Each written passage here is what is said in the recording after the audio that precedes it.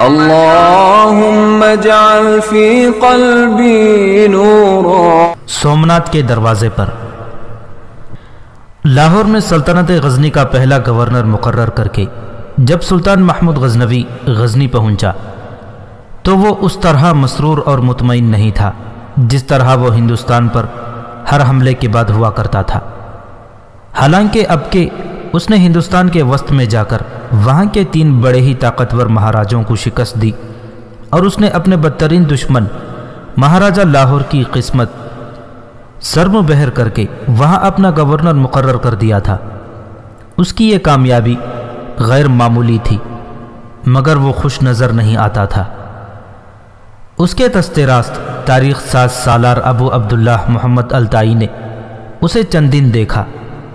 آخر ایک روز پوچھا کہ وہ کیوں پریشان سا لگ رہا ہے۔ سلطان نے ہلکی سی مسکراہٹ سے وجہ بتائی۔ اس کی عمر 55 برس ہو چکی تھی جسے وہ بڑھاپے کی عمر نہیں سمجھتا تھا، لیکن وہ جسم میں کمزوری سی محسوس کرنے لگا تھا، تھکن بھی جلدی ہو جاتی تھی۔ سالار ابو عبداللہ نے اسی وقت سلطان کے ذاتی طبیب کو بلایا۔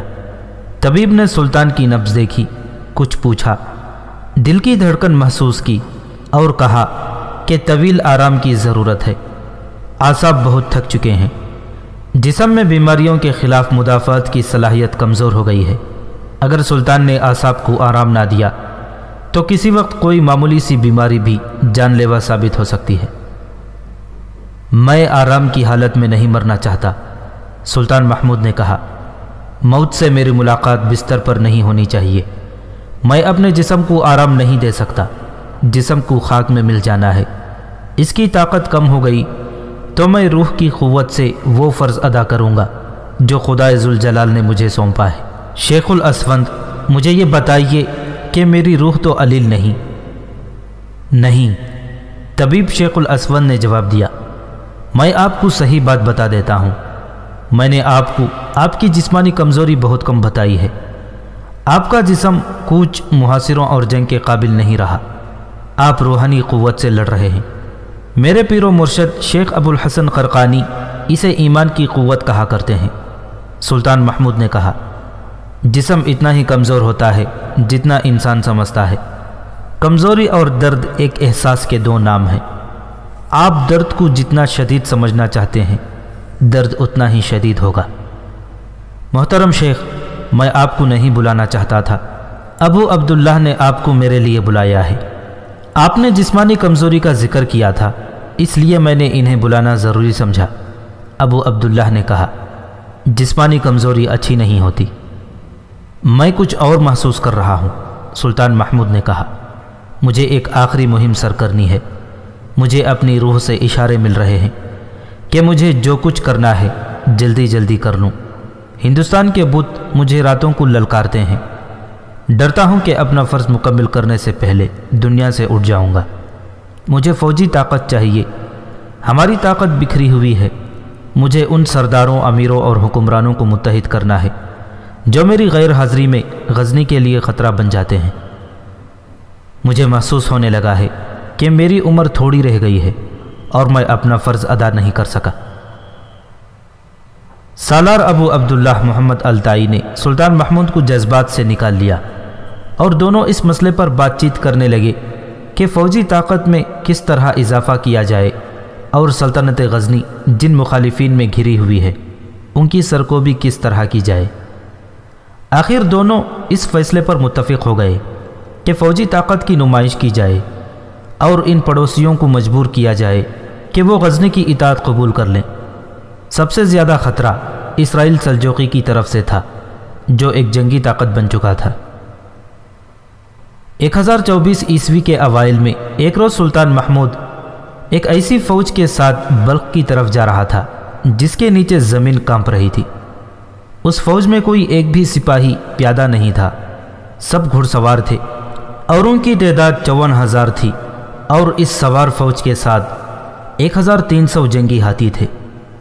یہ فوج خوبصورت لگتی تھی لیکن دشمن پر دہشت طاری کرتی تھی۔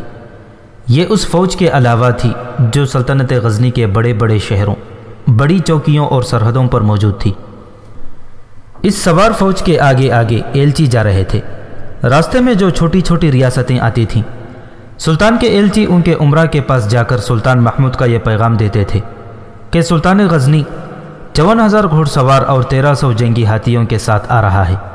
اگر آپ اللہ کے نام پر کفار کے خلاف جد و جہد کی خاطر غزنی کی اطاعت قبول کر کے غزنی کے ساتھ دوستی کا معاہدہ کر لیں تو آپ کی ریاست اور جاگیر قائم رہے گی، ورنہ آپ غزنی کے قیدی ہوں گے اور آپ کے ساتھ وہ سلوک کیا جائے گا جو سلطان غزنی مناسب سمجھے گا۔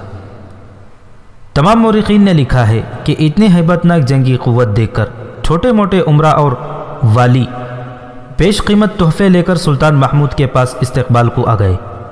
اس نے ان کے تحفے اور دوستی کو قبول کر کے انہیں کہا کہ وہ انہیں دریائے جیہون کے پار کسی جگہ ایک ضیافت میں مدعو کرے گا اور وہاں بتائے گا کہ اس کا ارادہ کیا ہے اور وہ کیا چاہتا ہے۔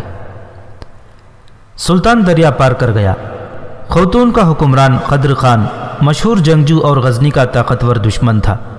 اس کے پاس جب سلطان محمود کے ایلچی پہنچے تو اس نے بلا حیل و حجت سلطان کی اطاعت قبول کر لی اور تحفوں سے لدے ہوئے اونٹ لے کر سلطان کے استقبال کو آ گیا۔ سلطان نے وہیں جہاں اسے قدر خان ملا تھا فوج کو خیمہ زن کر دیا۔ وہ سرسبز اور حسین خطہ تھا۔ سلطان نے ارد گرد کے تمام عمرہ، والیان اور حکمرانوں کو وہاں مدعو کیا۔ سلطان کو جن کی طرف سے زیادہ خطرہ تھا وہ بلخ کا حکمران الپستگین تھا اور دوسرا اسرائیل سلجوقی۔ دونوں مل کر سلطان سے لڑ چکے تھے اور انہوں نے شکست کھائی تھی۔ اسرائیل سلجوقی کے متعلق پہلے بتایا جا چکا ہے کہ وہ سلجوقیوں کا بے تاج بادشاہ تھا۔ سلجوقیوں کا کوئی ملک نہیں تھا، لیکن ہر حکمران ان سے خائف تھا کیونکہ سلجوقی زبردست جنگجو تھے۔ وہ پہاڑوں اور جنگلوں میں رہتے تھے۔ وہ ایک باقاعدہ جنگی طاقت بن گئے تھے۔ سلطان محمود ہندوستان کے مہاراجہ گنڈا اور مہاراجہ ارجن کو شکست دینے اور انہیں اپنی اطاعت میں لانے کے لیے گیا تو اسرائیل اور الپستگین نے اس کے خلاف جنگی تیاریاں مکمل کر لی تھیں۔ سلطان نے ان دونوں کی طرف ایلچی بھیجے اور انہیں ضیافت پر مدعو کیا۔ جب ایلچی نے الپستگین کو سلطان کا پیغام دیا تو اس نے طنزیہ انداز میں پیغام سنا۔ اس کے ساتھ اس کی ملکہ بیٹھی تھی۔ کیا تمہارے سلطان نے درخواست کی ہے کہ ہم اس کی دعوت قبول کر لیں؟ ملکہ نے پوچھا۔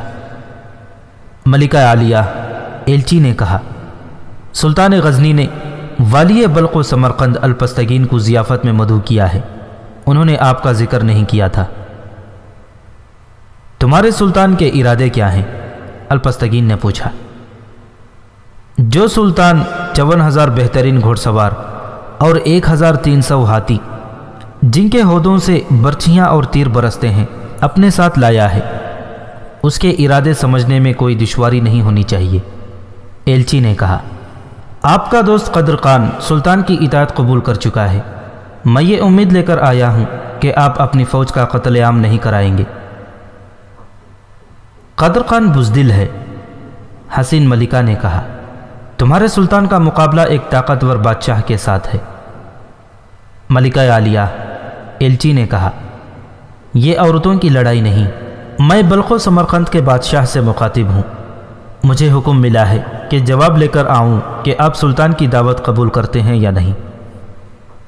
ہم آئیں گے، الپستگین نے دو ٹوک لہجے میں جواب دیا، لیکن ہم یہ فیصلہ کر کے نہیں آئیں گے کہ ہم غزنی کی اطاعت قبول کرتے ہیں یا نہیں۔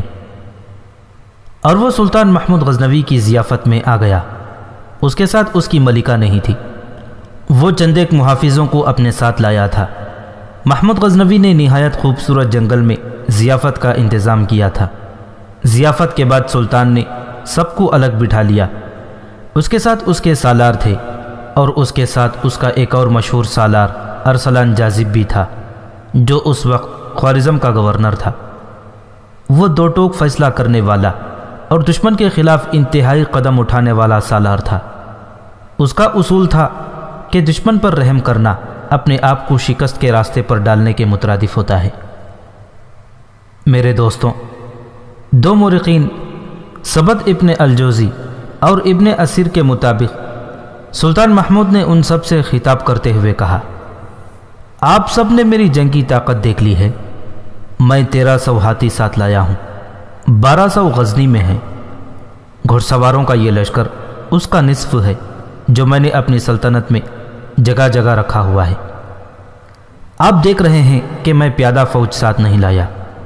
کیا یہ فوج آپ سب کو تحقیق کرنے کے لیے کافی نہیں؟ لیکن میں آپ کو اپنی جنگی طاقت سے نہیں، خدا سے ڈرانے آیا ہوں۔ خدا نے مجھے یہ طاقت صرف اس لیے دی ہے کہ میں اس کی راہ میں جہاد کر رہا ہوں۔ آپ مجھے ہندوستان کا لٹیرا اور دولت کا پجاری کہتے ہیں۔ اگر میں ایسا ہی ہوتا تو میرے پاس اتنی دولت اور اس قدر سونا ہے کہ میں باقی عمر آرام سے عیش و عشرت میں گزار سکتا ہوں، اور میری 3 نسلیں بھی عیش کر سکتی ہیں، مگر میں دیکھ رہا ہوں کہ میرا جہاد مکمل نہیں ہوا۔ آپ دیکھ رہے ہیں کہ میری ساری عمر کوچ اور جنگ کرتے گزری ہے، اور میں محل میں نہیں میدان جنگ میں مرنا چاہتا ہوں۔ میرے خزانے یہی رہ جائیں گے اور میری لاش ہندوستان کی مٹی میں مل جائے گی۔ آپ سب میرے خلاف ہیں، لیکن آپ کا آپس میں بھی اتحاد نہیں۔ آپ حکمرانی کے شیدائی ہیں۔ کیا آپ چین کی زندگی بسر کر رہے ہیں؟ اس لیے آپ سب کے دلوں پر خوف طاری رہتا ہے۔ آپ نے اللہ کے بندوں کو اپنی رعایا اور اپنا غلام بنا رکھا ہے۔ محترم الپستگین والی بلخ و سمرقند میں موجود ہیں۔ میں سن رہا ہوں کہ یہ اپنی رعایا پر ظلم و تشدد کرتے ہیں، اور کوئی ایک بھی انسان ان سے خوش نہیں۔ میں جانتا ہوں کہ حکمرانی دل کو تسکین اور دماغ کو نشہ دیتی ہے۔ آپ میں کچھ ایسے بھی ہیں جو مذہب کا دھوکہ دے کر حکومت کر رہے ہیں۔ ایسے حکمران اپنی رعایا کے سامنے اپنے الفاظ میں زاہد اور پارسا بنے رہتے ہیں، لیکن وہ بھول رہے ہیں کہ ان کے اوپر ایک طاقت ہے جو صرف ان کا نہیں، ساری دنیا کا تختہ الٹ سکتی ہے۔ یہ دنیا اسی کے طاقت کے حکم سے وجود میں آئی ہے۔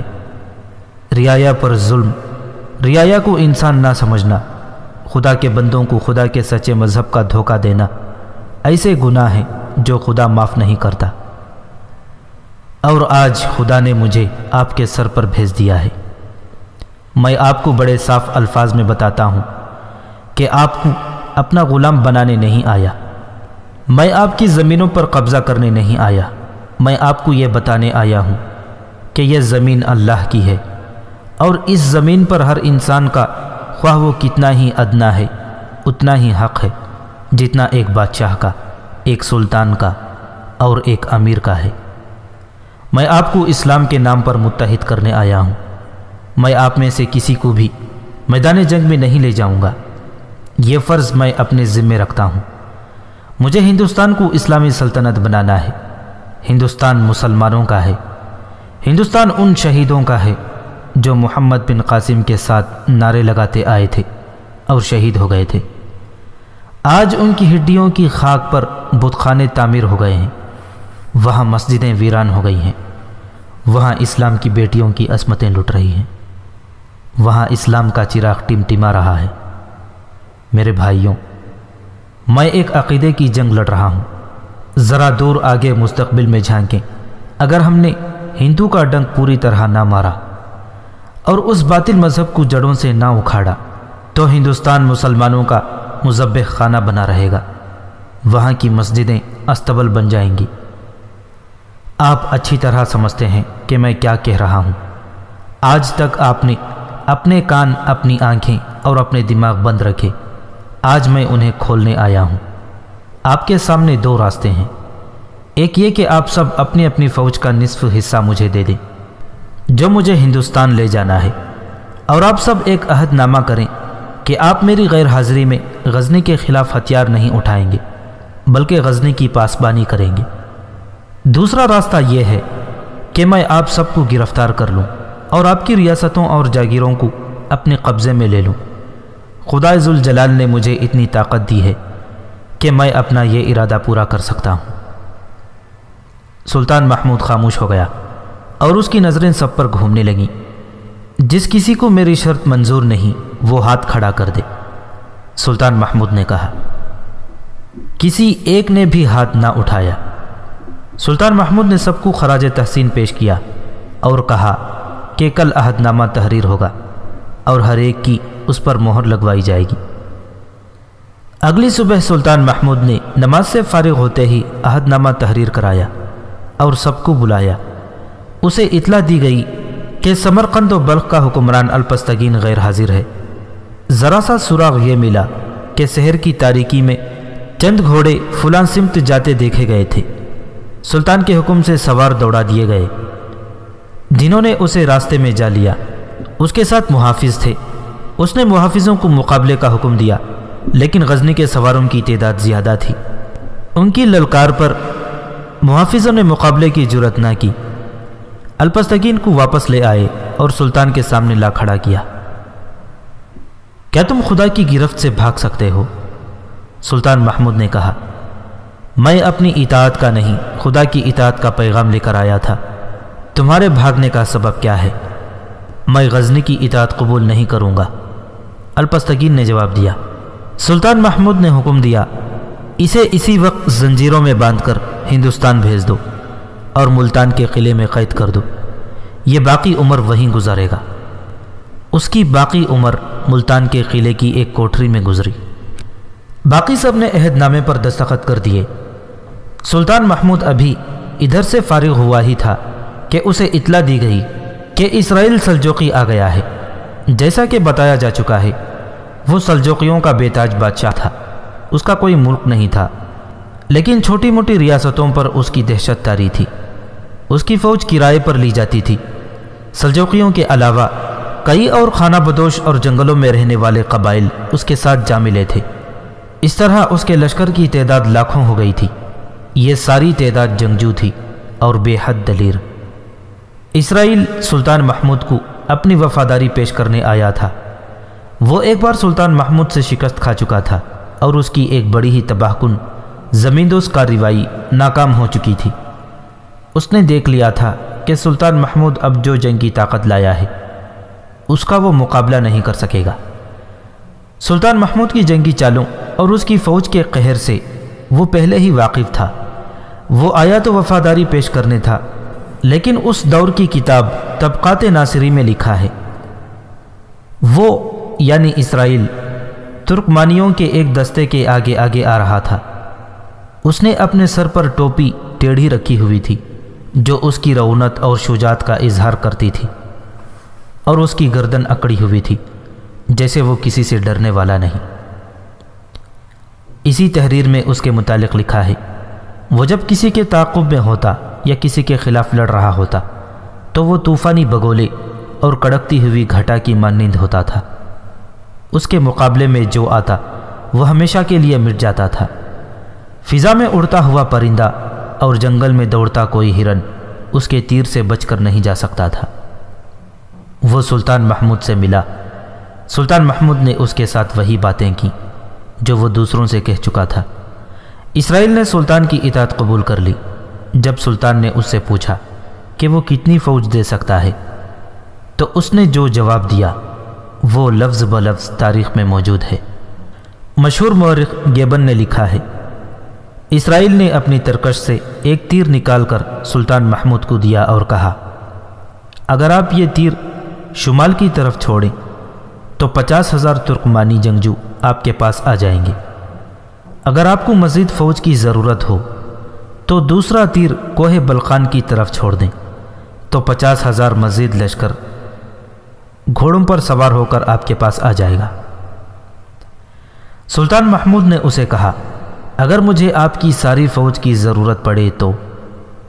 اسرائیل نے کہا، میری کمان اپنے قاصد کے ہاتھ بھیج دیں، جو وہ تمام علاقے میں دکھا کر واپس آ جائے گا۔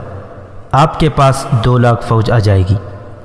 سلطان محمود کو اسرائیل کی نیت پر کچھ شک ہوا۔ دوسرے مورخین، جس میں گرویزی گزیدہ، ابن الاسیر اور ایک کتاب مجموعۃ الانساب قابل ذکر ہے، اس واقعے پر متفق ہیں۔ ان سے شہادات ملتی ہیں کہ سلطان محمود نے اسرائیل کو اس کے خیمے میں بھیج دیا اور اس کی خاطر تواضع کا حکم دیا۔ وہ چلا گیا تو سلطان نے اسرائیل کے متعلق مزید معلومات فراہم کی۔ قدر خان نے بتایا کہ سلجوقی سب کے لیے مصیبت بنے ہوئے ہیں، ان سے وفاداری کی توقع نہیں رکھی جا سکتی۔ سلطان کے اپنے سالار ارسلان جاذب نے بھی سلطان کو بتایا کہ سلجوقی کسی اخلاق اور ضابطے کے پابند نہیں۔ خود سلطان محمود اسرائیل کا انداز اور اس کی ٹیڑھی ٹوپی کو دیکھ کر شک میں پڑ گیا تھا۔ اس نے حکم دیا کہ اسرائیل کو گرفتار کر کے کشمیر کے قلعے کالنجر موجودہ کوٹلی میں قید میں ڈال دیا جائے۔ اسی وقت اسرائیل کے ہاتھوں میں ہتھکڑیاں اور پاؤں میں زنجیریں ڈال کر کشمیر کو روانہ کر دیا گیا۔ مورخوں کے مطابق وہ 7 سال اس قلعے میں رہ کر وہیں مر گیا۔ اس نے ایک بار فرار کی کوشش کی تھی، قلعے سے نکل بھی گیا تھا، لیکن برفانی علاقے میں دور نہ جا سکا اور پکڑا گیا۔ اسے جب زنجیروں میں ڈال کر لے جایا جانے لگا تو اس کے ساتھ ترکمانیوں کا جو دستہ آیا تھا وہ قریب ہی کھڑا تھا۔ اسرائیل سلجوقی نے بلند آواز سے اپنے دستے سے کہا، تمہارا فرض ہے کہ غزنی کی اینٹ سے اینٹ بجا دو۔ سلطان محمود نے کسی وقت سلجوقیوں سے وعدہ کیا تھا کہ وہ انہیں آزاد زمین دے گا۔ اب اس نے حکم دیا کہ سلجوقیوں کو دریائے جیحون اور دریائے زرافشان کے درمیان کا علاقہ دے دیا جائے اور انہیں فوراً یہاں لایا جائے۔ چنانچہ سلجوقیوں کے 4000 کنبے اس خطے میں آ گئے۔ ان کے آنے تک سلطان محمود وہیں رہا۔ اس نے ترکمانیوں اور ترکستانیوں کو الگ کر لیا اور انہیں کہا کہ وہ غزنی کی فوج میں آ جائیں۔ مورخ لکھتے ہیں کہ یہ پہلا موقع تھا کہ ترکمان اور ترکستان کے لوگوں نے سلطان محمود کو دیکھا اور اس کی باتیں سنی۔ سلطان نے اپنی فوج کے بہت سے آدمیوں کو اس کام پر لگا دیا تھا کہ وہ ان لوگوں میں اٹھے بیٹھیں اور انہیں بتائیں کہ سلطان محمود کا عزم اور ایمان کیا ہے۔ اس کا نتیجہ یہ ہوا کہ بہت سے ترکستانی اور ترکمانی غزنی کی فوج میں شامل ہو گئے۔ سلطان محمود کی یہ مہم کامیاب رہی۔ اب وہ سکون سے ہندوستان کے متعلق سوچ سکتا تھا۔ ہندوستان کے مغربی ساحل پر صوبہ گجرات واقع ہے۔ اس کا ایک مشہور شہر کاٹھیار واڑ بالکل ساحل پر ہے۔ اس کے 70 میل جنوب میں سومناتھ کا شہر ہے۔ وہاں بھارتی حکومت نے آزادی کے بعد ایک مندر تعمیر کیا ہے جو ایک بہت بڑے قدیم مندر کے کھنڈرات پر کھڑا ہے۔ سلطان محمود غزنوی کے زمانے میں اس ساحلی علاقے میں بہت سے مسلمان آباد تھے۔ اسی علاقے میں احمد آباد کا شہر ہے جسے آج بھی ہندو چھوٹا پاکستان کہتے ہیں۔ یہاں مسلمانوں کی قتل و غارت ہوتی ہی رہتی ہے۔ 1969 عیسوی میں یہاں ہزاروں مسلمانوں کو ہندوؤں نے شہید کر دیا تھا۔ ان کے بچوں کو زندہ جلایا اور مسلمان خواتین کی آبروریزی وسیع پیمانے پر کی تھی۔ احمد آباد مسجدوں کی بدولت زیادہ مشہور ہے۔ کراچی اور اس سے نیچے تمام ساحلی علاقے میں مسلمان آبادی اکثریت میں رہتی ہے۔ ابتدا میں یہ مسلمان عرب سے محمد بن قاسم کے ساتھ آئے تھے، ان میں کچھ یہیں آباد ہو گئے۔ سومناتھ اس زمانے میں اور بہت عرصے بعد تک مشہور و مقبول بندرگاہ رہی ہے۔ عرب تاجروں کے بحری جہاز اسی بندرگاہ میں لنگر انداز ہوا کرتے تھے۔ ہندوستان میں ان کی تجارت یہیں سے ہوتی تھی۔ آہستہ آہستہ یہاں مسلمانوں کی آبادی بڑھتی گئی۔ سلطان محمود کے زمانے میں بھی یہاں مسلمان آبادی خاصی تھی۔ سومناتھ بہت بڑا مندر تھا۔ تمام ہندوستان سے ہندو یہاں آتے تھے۔ یہاں کا مہاراجہ کنور رائے تھا جو مسلمانوں پر بہت ظلم کرتا تھا۔ ایک روایت یہ بھی ہے کہ ہر صبح ایک مسلمان کو سومناتھ کے مندر کے دروازے پر ذبح کیا جاتا تھا۔ 2 مورخوں نے لکھا ہے کہ ہر روز نہیں بلکہ ہر چاند کی پہلی رات ایک مسلمان کو پکڑ کر سومناتھ کے دروازے پر قربان کیا جاتا اور اس کے خون سے بتوں کے پاؤں اور مندر کی دہلیز دھوئی جاتی تھی۔ یہاں ضروری معلوم ہوتا ہے کہ سومناتھ کے متعلق جو تفصیلات مختلف کتابوں میں ہیں بیان کر دی جائیں۔ یہ دلچسپ بھی ہیں اور ان سے ہندو مت کو سمجھنے میں بھی مدد ملتی ہے، بلکہ ان معلومات سے ہندوؤں کا مذہب بے نقاب ہو کر اصل روپ میں سامنے آ جاتا ہے۔ یہ سراغ کہیں سے بھی نہیں ملتا کہ سومناتھ کا مندر کب تعمیر ہوا اور کس نے تعمیر کیا۔ ہندوؤں کی کتاب میں یہ روایت ملتی ہے اور اسے ہندو اپنے مذہب کا حصہ سمجھتے ہیں کہ چاند دیوتا نے ایک برہمن پرجاپتی کی بیٹیوں کے ساتھ شادی کی۔ بیٹیوں کی تعداد کا کچھ پتہ نہیں، ان میں روہنی نام کی بیٹی سب سے زیادہ خوبصورت تھی۔ چاند دیوتا اسی کو زیادہ چاہتا اور اس کی نظر کرم اسی پر تھی۔ پرجاپتی نے چاند دیوتا سے کہا کہ کہ وہ اس کی سب بیٹیوں کے ساتھ ایک جیسا سلوک کرے۔ چاند دیوتا نہ مانا، پرجاپتی نے اسے بددعا دی جس سے چاند دیوتا کوڑھی ہو گیا۔ اس روایت سے یہ ثابت کیا گیا کہ برہمن اتنی اونچی ذات ہے جو دیوتاؤں پر بھی حکم چلا سکتی ہے۔ بہرحال چاند بہت پچھتایا، لیکن ایک برہمن کی بددعا واپس نہیں ہو سکتی تھی۔ البتہ پرجاپتی آدھے چاند دیوتا کو اس کی سزا سے آزاد کرا سکتا ہے۔ شرط یہ ہے کہ چاند دیوتا زمین پر ایک جگہ مہادیو کی نشانی کھڑی کرے۔ ہندوؤں کی مذہبی کتابوں میں یہ شرط جس طرح بیان کی گئی ہے وہ اتنی فحش اور اتنی ننگی ہے کہ ہم اسے اشاروں میں بھی بیان نہیں کر سکتے۔ تصور فرمائیے کہ یہ تفصیلات ہندوؤں کی مذہبی کتابوں میں لکھی ہیں اور اپنے مذہب کو ہندو مقدس ہی کہتے ہیں۔ یہ ہے اصلیت ہندوؤں کے سب سے بڑے مندر کی، جس کی تفصیل پڑھ کر آپ محسوس کریں گے کہ ہندو اسے کتنا مقدس سمجھتے تھے۔ روایت کے مطابق چاند دیوتا سومناتھ کے مقام پر مہادیو کی نشانی ایک گول اور اونچی چٹان کی شکل میں کھڑی کر دی۔ اس پر ایک مندر تعمیر کیا گیا جسے سومناتھ پا سومناتھ نام دیا گیا۔ سوم کے معنی چاند اور ناتھ کے معنی آقا کے آتے ہیں، یعنی سومناتھ کا مطلب ہے چاند کا آقا۔ معمولی پڑھے لکھے لوگ بھی جانتے ہیں کہ سمندر میں چاند کے مطابق مدو جرس پیدا ہوتا ہے۔ اس دوران سمندر ساحل کی طرف لپکتا ہے اور موجیں ساحل سے ٹکراتی ہیں۔ سومناتھ کا مندر چونکہ سمندر کے کنارے پر تھا، اس لیے موجیں مندر کی دیوار سے ٹکراتی تھیں اور پانی اوپر کو اچھل کر دیوار کو جیسے دھوتا رہتا تھا۔ پنڈتوں نے اپنے ہندوؤں کے دلوں میں یہ عقیدہ بٹھا دیا تھا کہ چاند اپنے گناہ کا کفارہ ادا کرنے کے لیے اپنے آقا یعنی سومناتھ کے پاؤں دھوتا رہتا ہے۔ بعض مسلمان واقعہ نگاروں نے لکھا ہے کہ سومناتھ کا بت کعبے کا وہی مشہور بت تھا جسے منات کہتے تھے۔ جب کعبے سے بت اٹھوائے گئے تو بت پرستوں نے منات کو چھپا لیا کہ اسے کوئی توڑ نہ سکے۔ آخر بت پرست اسے کاٹھیا واڑ بھارت لے آئے اور ایک عبادت گاہ تعمیر کر کے بت اس میں رکھ دیا گیا۔ اسے سومناتھ اس لیے کہا جانے لگا کہ کوئی اسے کعبہ والا بت نہ سمجھے۔ بہرحال یہ روایت بے بنیاد ہے، البتہ یہ صحیح ہے کہ یہ بت اتنا قدیم تھا کہ کہیں سے بھی سراغ نہیں ملتا کہ یہ کب تراشا گیا اور یہاں رکھا گیا تھا۔ ابن خلیقان نے اس کی عمر 30,000 سال بتائی ہے، جسے تمام مورخین نے مبالغہ کہا ہے۔ سومناتھ کا بت باقاعدہ تراشا ہوا بت نہیں تھا، یہ ایک قدرتی طور پر گول اور لمبوتری چٹان تھی جسے مہادیو کا عضو تناسل کہتے ہیں اور مقدس سمجھتے ہیں۔ 3 گز زمین سے باہر اور 2 گز زمین کے اندر تھا۔ اس کی موٹائی 1.5 گز تھی۔ یہ بھی اس کے تقدس کی وجہ تھی کہ اسے قدرت نے بنایا تھا۔ اسے سب سے زیادہ طاقتور بت سمجھا جاتا تھا۔ ہندوستان کے تمام بت اس کے غلام تھے۔ اس کے ساتھ یہ عقیدہ وابستہ تھا جسے آج بھی ہندو مانتے ہیں کہ جو کوئی مرتا تھا اس کی روح سومناتھ چلی جاتی تھی۔ چاند گرہن ہوتا تو دیوتا بعض روحوں کو جسموں میں ڈال کر انہیں نیا جنم دیتے تھے۔ سومناتھ کا مندر فن تعمیر کا شاہکار تھا۔ اس کی بنیادیں سمندری چٹانوں کو تراش کر اٹھائی گئی تھیں۔ اس کے 56 ستون تھے جو ساگوان کی لکڑی کے بنے ہوئے تھے۔ یہ لکڑی افریقہ سے لائی گئی تھی۔ ان میں سکہ بھر کر ستون تیار کیے گئے تھے۔ بت میں ہیرے اور جواہرات جڑے ہوئے تھے۔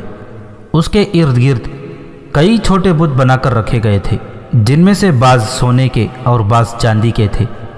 یہ سومناتھ کے بت کے خدمتگار تھے۔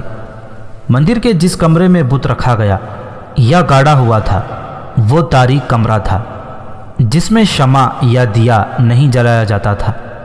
پھر بھی یہ کمرہ روشن رہتا تھا۔ روشنی کا یہ انتظام کہ کمرے کے ارد گرد کے کمروں اور برآمدوں میں ہیرے لٹکائے گئے تھے۔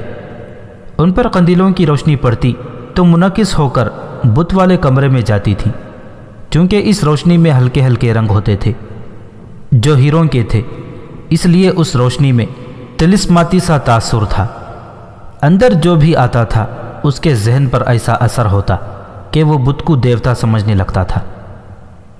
بت کے کمرے میں سونے کی ایک زنجیر تھی جس کا وزن 200 من تھا، لیکن یہ من 40 سیر کا نہیں بلکہ 2 رتل کا تھا۔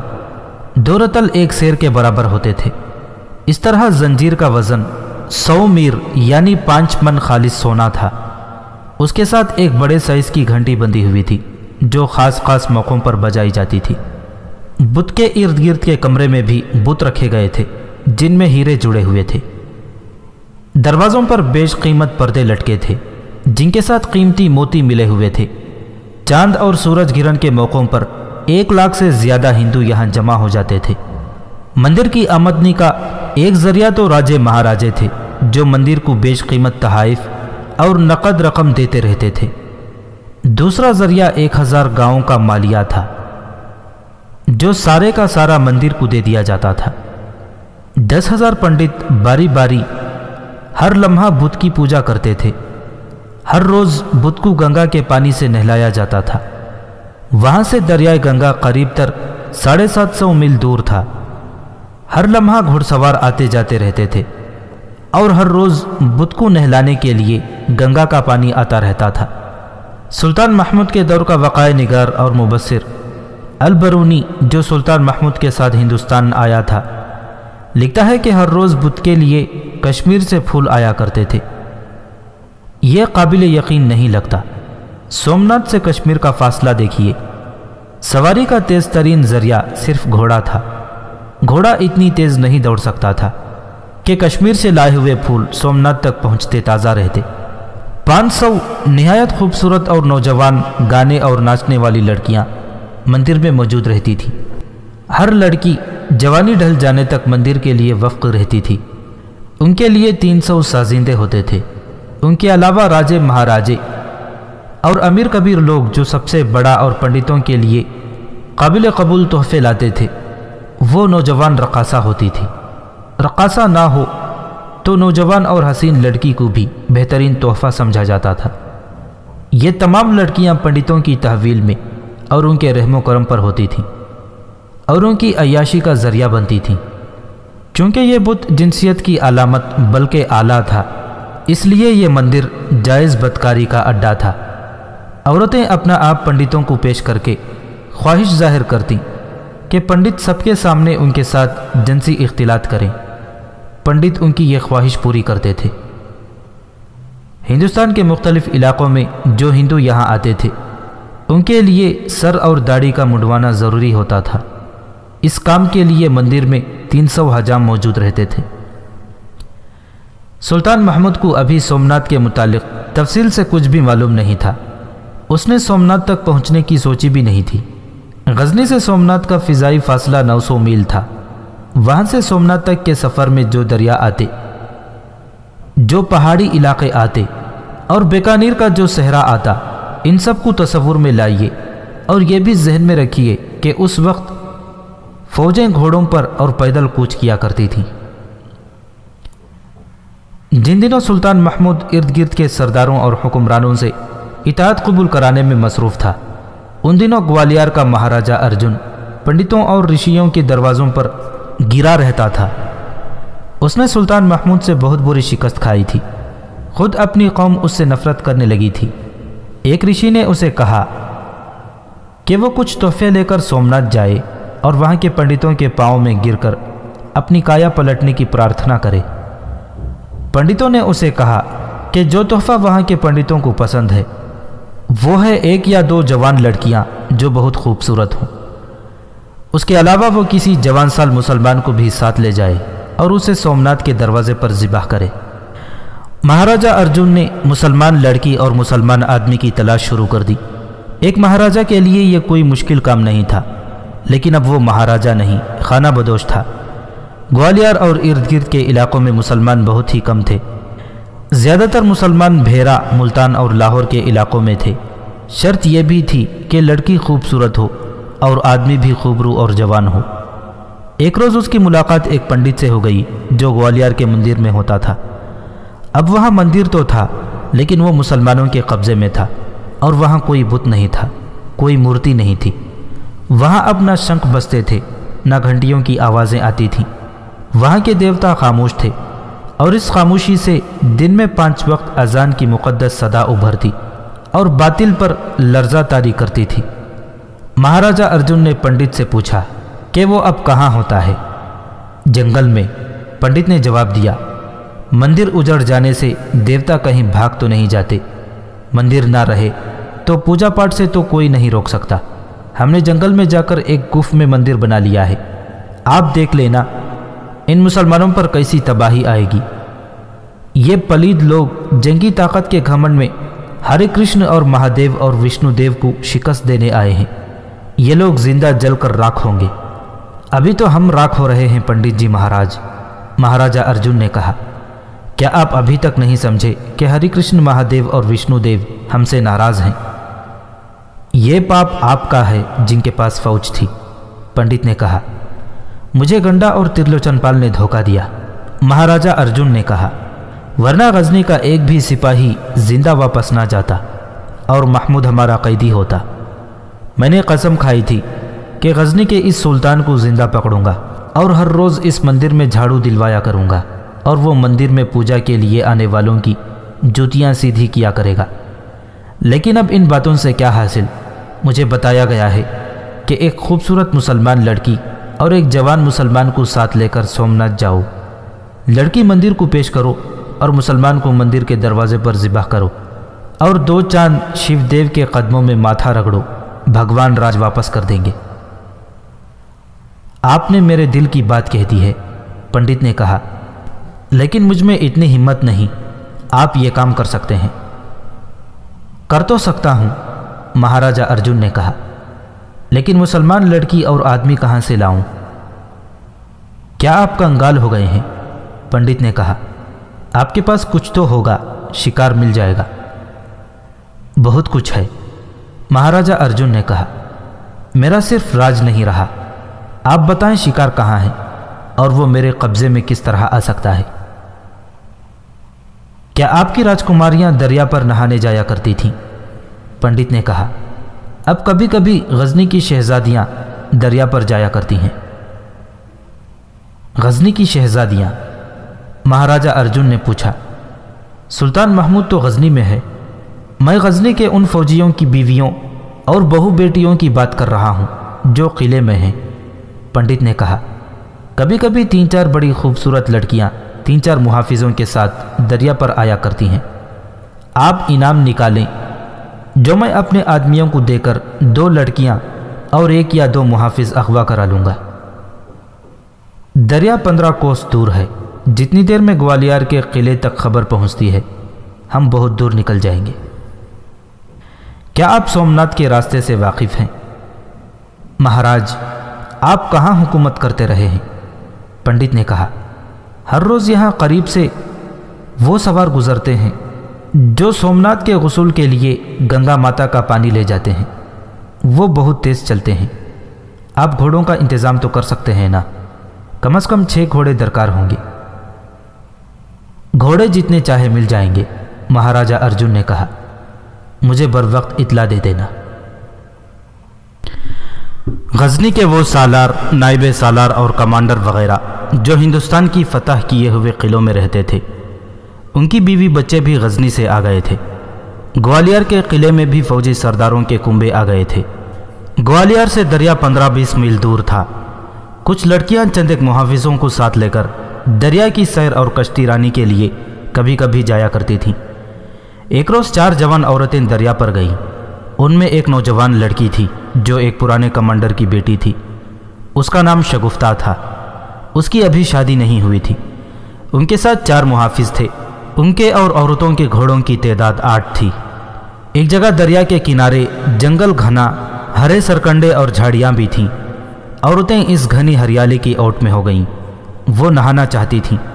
چاروں محافظ گھوڑوں سے اتر کر کچھ دور جا کر بیٹھ گئے۔ ایک آدمی جو دیہاتی لگتا تھا گھبراہٹ کے عالم میں محافظوں کے پاس دوڑتا آیا اور خوف سے کانپتی ہوئی آواز میں کہنے لگا، 3 آدمی اس کی بیوی کو اس سے چھین کر لے گئے ہیں۔ انہوں نے مجھے مار پیٹ کر بھگا دیا ہے۔ وہ قریب ہی ہیں اور میری بیوی کو ننگا کر کے اسے زبردستی شراب پلا رہے ہیں۔ آپ مسلمان ہیں مہاراج، اس آدمی نے کانپتے ہوئے کہا، ہماری عزت کے رکھوالے آپ ہیں۔ چاروں محافظ اٹھ دوڑے۔ وہ ذرا دور چلے گئے تو 5-6 آدمی جن کے چہرے صافوں میں چھپے ہوئے تھے مسلمان عورتوں پر ٹوٹ پڑے۔ رب ذوالجلال کے دیدار کی تڑپ لیے کچھ لوگ جو ہم سے بہت دور